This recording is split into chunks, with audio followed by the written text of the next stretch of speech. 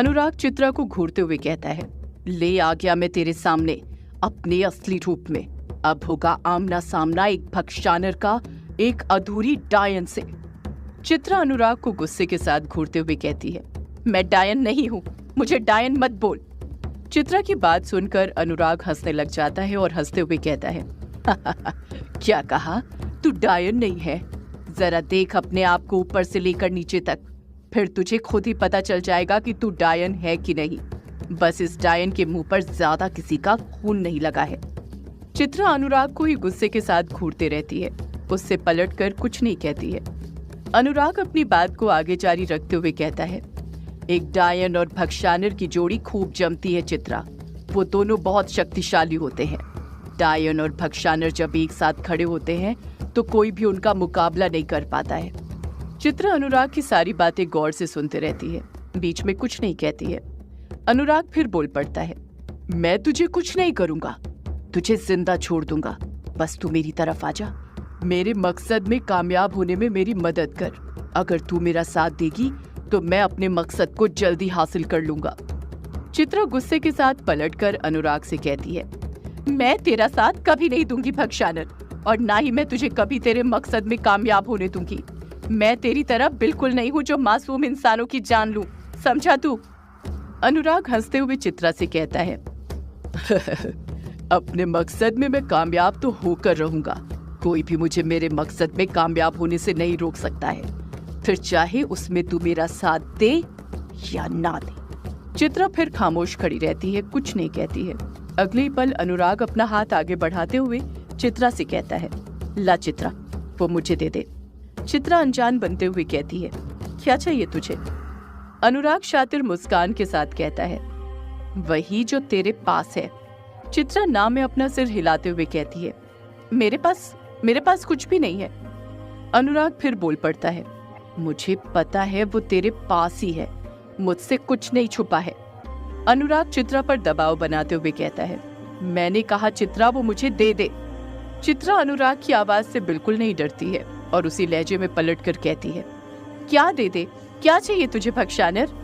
अनुराग चित्रा को एकटक देखते हुए कहता है, वही जो तेरी चोटी के पीछे लटक रहा है, मुझे वो हीरा चाहिए, ला मुझे वो हीरा दे दे। अगले ही पल चित्रा अपनी चोटी को तुरंत आगे करती है और उस हरे हीरे को अपने दोनों हाथों में थामते हुए बोलती है, बिल्कुल नहीं, मैं तुझे ये हीरा कभी नहीं दूंगी।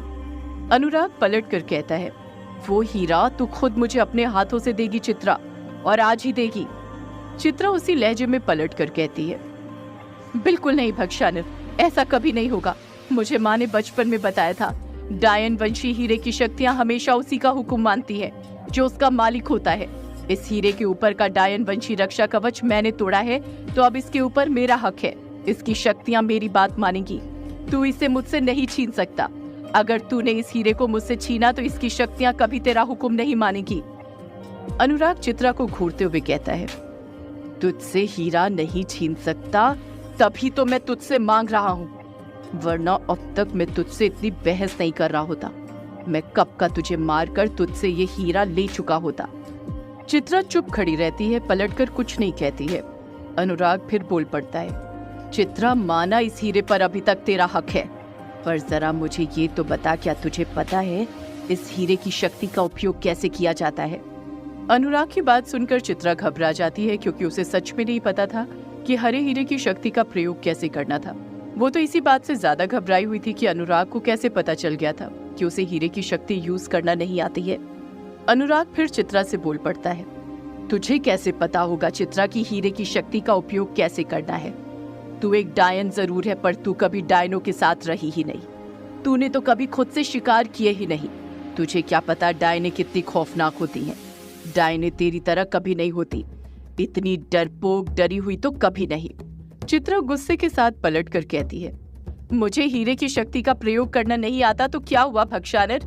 हीरा इस वक्त मेरे पास है, मेरे लिए उतना ही काफी है, और उतना ही काफी है तुझे तेरे मकसद से दूर रखने के लिए। अनुराग चित्रा से आंख मिलाते हुए कहता है, चित्रा, मैं पहले ही कह चुका हूँ, तू मुझे मेरे मकसद में कामयाब होने से नहीं रोक सकती। तू क्या, कोई भी मुझे मेरे मकसद में कामयाब होने से नहीं रोक सकता है। अगर तेरे पास मेरी एक बेशकीमती चीज है तो मेरे पास भी तेरी एक बहुत बेशकीमती चीज है। जैसे अनुराग की बात बोलता है, चित्रा और ज्यादा घबरा जाती है। उसका दिल जोरों के साथ धड़कने लग जाता है। उसके समझ नहीं आ रहा था अनुराग के पास उसकी कौन सी चीज थी। अनुराग फिर चित्रा से कहता है, जानना चाहती है मेरे पास तेरी क्या चीज है? चित्रा खामोश रहती है, पर अनुराग ने चित्रा की आंखों में देख लिया था कि वो बेसब्री से जानना चाहती थी कि अनुराग के पास क्या है। अनुराग चित्रा से कहता है, मेरे पास तेरा पति है चित्रा, वो पति जो कभी तेरी जिंदगी था। अनुराग के इतना कहते ही अगले ही पल अनुराग की आंखें नॉर्मल होने लग जाती हैं। उसके हाथों के निशान चमकना बंद हो जाते हैं। उसके शरीर के आसपास से जो धुआं निकल रहा था वो निकलना बंद हो जाता है।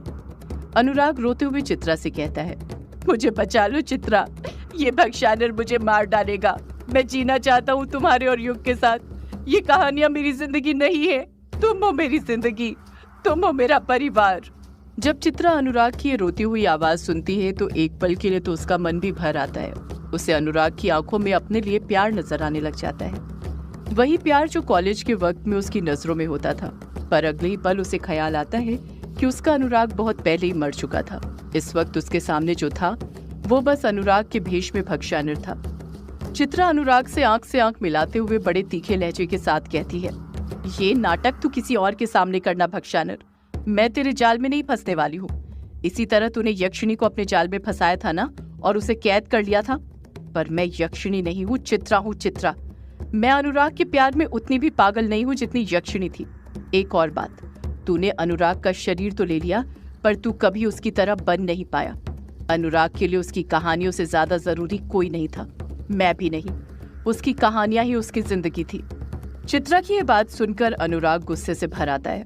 उसकी आंखें और हाथ का निशान फिर पीले रंग में चमकने लग जाता है। उसके अंदर का भक्षानर जागृत होने लग जाता है। उसके शरीर के अंदर से फिर से काला धुआं निकलने लग जाता है। अनुराग फिर चित्रा को उसी के तीखे लहजे में पलटकर जवाब देते हुए कहता है, सही कहा तूने चित्रा, अनुराग के लिए उसकी कहानियां ही उसकी जिंदगी थी। तू उसकी जिंदगी कैसे हो सकती थी? तेरे अंदर रखा ही क्या है? तेरे बदन में वो बात कहाँ है जो यक्षिणी के बदन में है? वो तो यक्षिणी का दीवाना था, उससे प्यार करता था, तभी उसकी तड़प में वो यहाँ पर आ गया, अपनी मौत के पास। चित्रा पलट कर कहती है, यक्षिणी की तड़प अनुराग को यहाँ पर लेकर नहीं आई थी भक्षानर, उसकी नियति उसे यहाँ पर लेकर आई थी। नियति में जो लिखा रहता है उसे कोई भी नहीं बदल सकता, हम भी नहीं। भक्षानर झट से चित्रा से कहता है, और क्या लिखा है नियति में चित्रा? चित्रा गुस्से के साथ कहती है, तेरा अंत भक्षानर, तेरा अंत लिखा है नियति में। अनुराग हंसते हुए कहता है, अंत तो लिखा है चित्रा, पर मेरा नहीं बल्कि तेरी बेशकीमती चीज का। आज तेरी बेशकीमती चीज का अंत होगा। जानना चाहती है वो बेशकीमती चीज क्या है? चित्रा खामोश खड़ी रहती है। वो काफी डरी और घबराई हुई थी। अनुराग अपनी बात को आगे जारी रखते हुए कहता है, जरा ऊपर तो देख चित्रा, तेरी बेशकीमती चीज वहीं पर है। अनुराग की ये बात कहते ही चित्रा फुर्ती के साथ अपना सिर ऊपर करती है और जैसे ही वो ऊपर देखती है उसके पैरों तले जमीन खिसक जाती है। उसका पूरा बदन डर से कांपने लग जाता है। ग्रेवयार्ड कोठी की छत पर युग का बेड उल्टा टंगा हुआ था। युग बेड के बीच में बड़े आराम से सो रहा था और उसका बेड वहां पर लटक रहा था। बेड के आजू बाजू एक काले धुएं से बने 2 धागे थे, जिससे बेड वहां पर लटका हुआ था, जो कभी भी टूट सकता था। चित्रा रोते हुए कहती है, युग बेटा, ये तुमने मेरे युग के साथ क्या किया? नीचे उतारो उसे। अनुराग चित्रा को चुप रहने का इशारा करते हुए कहता है, शांत चित्रा, शांत, चिल्ला मत। युग तक तेरी आवाज नहीं जा सकती। वो बड़ी गहरी नींद में सो रहा है और मैं उसकी ये नींद इतनी गहरी कर सकता हूँ कि वो हमेशा हमेशा के लिए सोते रहेगा, कभी नहीं उठेगा। युग को इस हालत में देखकर चित्रा इतना ज्यादा घबरा गई थी कि पलटकर कुछ नहीं कह पा रही थी। अनुराग अपनी बात को आगे जारी रखते हुए कहता है, तूने अभी कहा था ना, नियति को कोई नहीं बदल सकता है, जो होना रहता है वो होकर ही रहता है। पर मैं नियति को बदल सकता हूँ, क्योंकि मैं अपनी नियति खुद लिखता हूँ और अपनी इस दुनिया में उस नियति को बदलने का दूसरों को भी मौका दे सकता हूँ। चित्रा युग की जान खतरे में देखकर बस रोते रहती है, कुछ नहीं कहती है।